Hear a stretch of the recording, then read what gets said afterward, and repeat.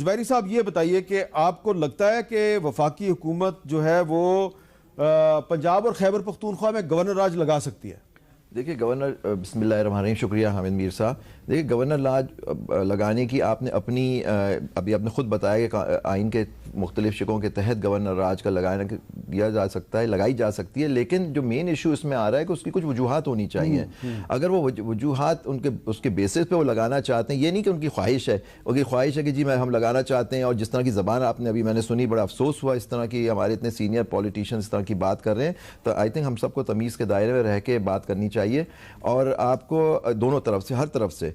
और लेकिन मैं आपको बताऊं, अगर वो लगा भी दिया जाता, आपने देखा होगा पिछले ज़माने में जब डिसॉल्व हुआ करती थी असेंबली, तो प्रेसिडेंट के पास 48(2)B की पावर होती थी, वो चैलेंज हो जाती थी। आपको पता है, आपको याद है बुख्ती साहब की गवर्नमेंट को बलूचिस्तान में डिसॉल्व किया गया और गवर्नर राज लगाया गया उस पर, उसको भी चैलेंज किया। और कोयटा की बड़ी ज़बरदस्त जजमेंट आई थी उस ज़माने 89 में वो थी, उनको फिर असेंबलीज को रिवाइव कर दिया गया। आपने फिर मियां नवाज शरीफ की, आपको याद होगा, गवर्नमेंट को डिसॉल्व किया गया, उसको सुप्रीम कोर्ट ने फिर से रिस्टोर किया। तो ये सारी चीजें उनको सोचनी चाहिए। अगर वो आते हैं सिर्फ इसलिए कि वो आपके मुखालिफिन तो आप बता रहे हैं उनको कि अगर परवेज लाई साहब या महमूद खान साहब सूबाई असेंबली तोड़ते हैं तो आप कोर्ट में जा सकते हैं? नहीं, आप तो बिल्कुल, अगर आप चैलेंज तो कर सकते हैं, लेकिन देखिए वहां तोड़ने की बात है। देखें चीफ मिनिस्टर को आइन के तहत 112 है आर्टिकल, आपकी नॉलेज में है, चीफ मिनिस्टर की एडवाइस पे वो तोड़ी जा सकती है असेंबली। उसको एडवाइस करनी होगी चीफ मिनिस्टर को, गवर्नर के, कि आप लगा दें, वो उसका प्रोगेटिव है।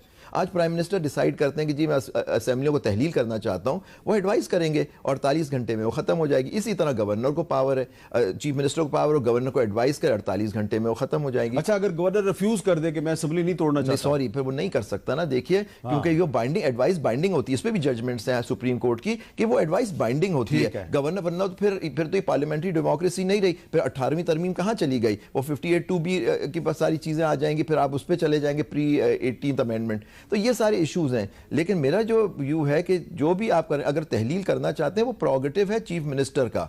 वो अगर एडवाइस करेगा, governor is bound to follow that advice. ये मेरी ओपिनियन।